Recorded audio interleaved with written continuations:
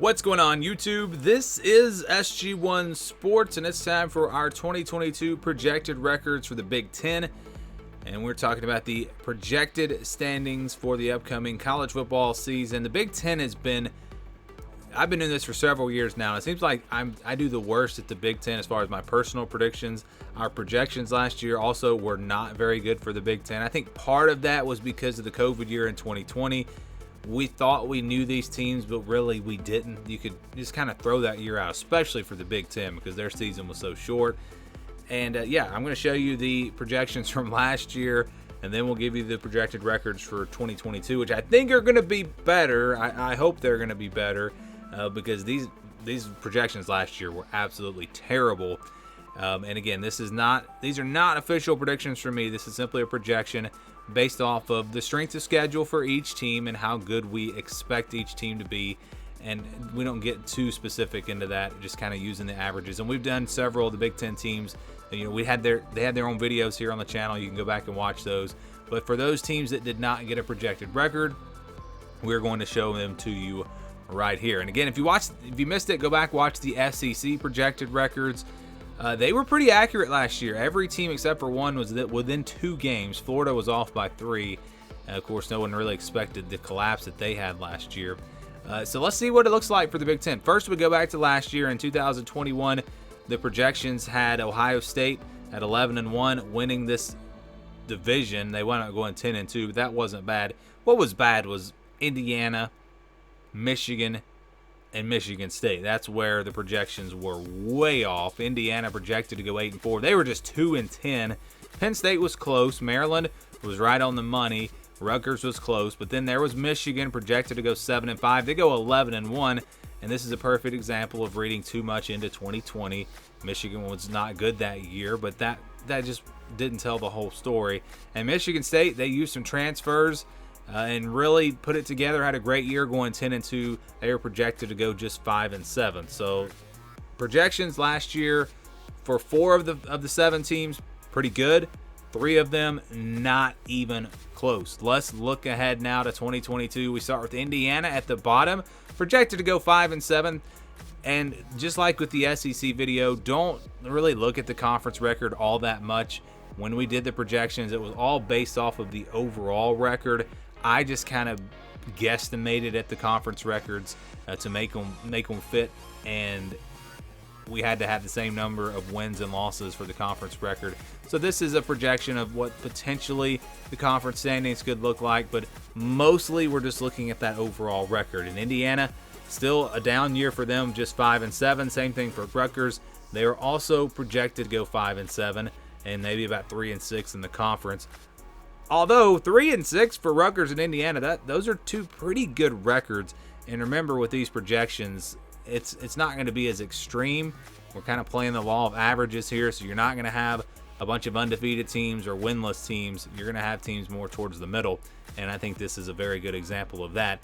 Maryland also projected to go 3-6, but they're projected to do better than Rutgers and Indiana because they are projected to go 6-6 overall. And like I said, that's what we're really looking at here. It's that overall record.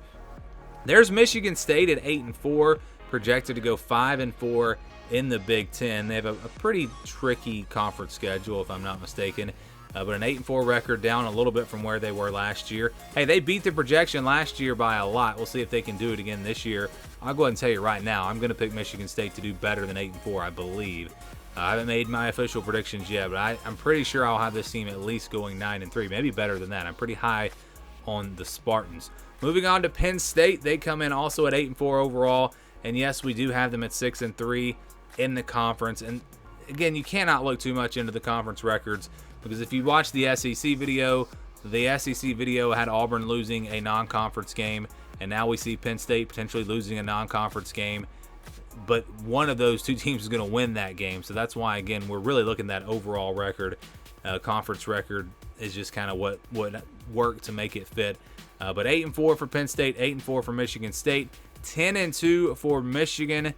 Both of those losses definitely would come in the Big Ten because they don't really play anyone in the non-conference. And then Ohio State at number 1, although they are actually projected the same as Michigan. They're projected to go 10-2. 8-1 was the projection we had to use here. And really what it came down to is I had one too many losses for the conference records, so I needed to take away one of those losses. So I had to bump Michigan from 7-2 to 8-1, give them another win so that the wins and losses came out the same. And so that would have them losing to Notre Dame, even though I do have Ohio State favored in that game. That's why, again, we come back to this. It's the overall record. That's what matters when we do these projections. And Ohio State projected to do the same as last year, 10-2. Michigan also 10-2. I don't see both of those two teams losing 2 games. I think Ohio State's not going to lose. They could, I guess. Last year I thought they could lose 2 games. I was between 10-2 and 11-1. This year I feel a lot more confident that this team is going to go at least 11-1. But the projection would say 10-2 for the Buckeyes. We'll see what happens. Moving on to the Big Ten West. So these are the projections from last year. You can see Wisconsin, Iowa, Northwestern all projected to go 8-4. Wisconsin was 8-4. Iowa, though, was 10-2. And look at Northwestern, 3-9. And again, we go back to 2020. Northwestern had a really good year. It really came apart for them that last season. I mean, it was a terrible year for them, and going just 3-9. So the projection missed pretty bad. Minnesota projected to go 6-6. They beat that by a couple of games, going 8-4. Nebraska 6-6. They could have gone, at least 5-7 or 6-6 with all those close losses. So I don't think that projection is as bad as it looks. Purdue definitely beat the projection. They went 8-4, projected just to go 5-7. And Illinois was off by 1 game. They go 5-7, projected to go just 4-8. So when you look at the Big Ten West, Wisconsin was very accurate. Iowa and Minnesota were underrated. Also, Purdue was underrated. I think this division overall was underrated going into last year. This is a pretty good division, competitive, and I think it's going to be the same way in 2022. Let's get right to the projections. Illinois projected to be at the bottom, going 5-7, but they would go 3-6 in the conference if it all worked out, like our projections show. 5-7 for the Illini. And then Northwestern getting back to a bowl game. They are actually projected to go 6-6. Pretty favorable schedule for them, and that's a big reason why they are ahead of Illinois by 1 game there overall. 6-6 for them. Illinois at 5-7. Then we have Wisconsin at 7-5, just 4-5 in the conference, and you're going to see a logjam here with these 5 teams, and that backs up what I've been saying for really all offseason. These 5 teams, Wisconsin, Iowa, Nebraska, Purdue, Minnesota, I think they're all very, very close to each other, and I think any one of those 5 teams could potentially win this division. And don't even count out Northwestern, because you never know with them. They just come out of nowhere all the time. It could happen this year. We will see. Minnesota also 7-5 overall.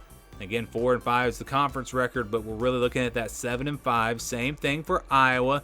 They also are projected to go 7-5. You see, it's according to this going to be very close in this division.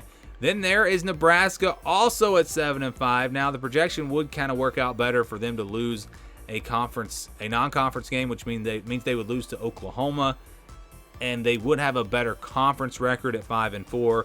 But overall, projected record-wise, same record as Iowa, Minnesota, and Wisconsin, 7-5. And Purdue actually does beat these teams by 1 game. Purdue is at 8-4, 5-4 in the conference. Big reason why is because Purdue, I think, has the easiest schedule of these 5 teams. It's why I'm kind of leaning towards picking Purdue to win this division.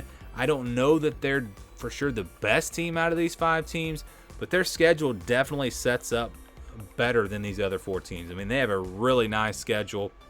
And again, when we're doing these projections, that's what it's all about. How will these teams do against their schedule? How will that schedule play into their overall record? And for Purdue, it will play out really well because it would have them winning the Big Ten West, or at least having the best overall record. They would be tied here with Nebraska, and so it would come down to that head-to-head matchup, obviously. But Purdue, Nebraska, Iowa, Minnesota, Wisconsin, it's all basically a tie. I did use the exact same percentages for these 5 teams, which means that it's really all about the schedule.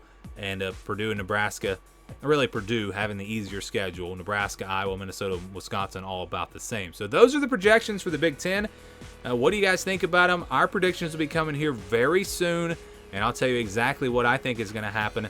But just looking at these projections, Do you guys agree or disagree? What do you think should be changed? Give me your thoughts down in the comments below. Thanks for watching this video, and stay tuned for more here on the SG1 Sports College Football channel.